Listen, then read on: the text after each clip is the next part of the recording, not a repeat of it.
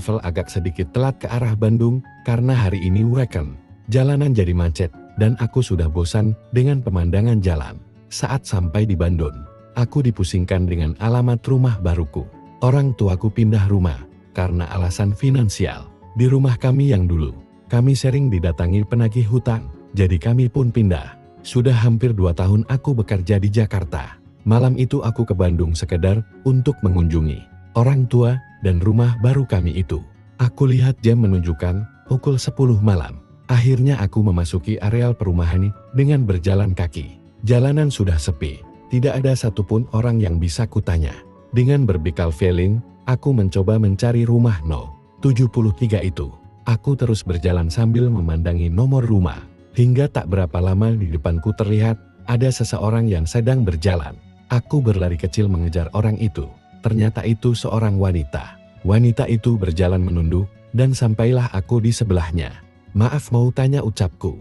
Wanita itu berhenti lalu menengadahkan kepalanya. Matanya berair. Dia terlihat sedang menangis. Aku jadi merasa tidak enak. "Anda kenapa?" tanyaku. Dia hanya menggelengkan kepalanya sambil tersenyum. "Maaf, kalau rumah No. 73 tahu tidak di sebelah mana?" tanyaku lagi. Wanita itu tiba-tiba menatap tajam ke arahku. Aku sedikit kaget. Aku mundur 1 langkah darinya. Dan dia menunjukkan arah dengan tangannya ke sebuah rumah dengan pagar hijau. Jaraknya tidak begitu jauh dari tempat kami berdiri. "Oh, iya, makasih ya," pungkasku.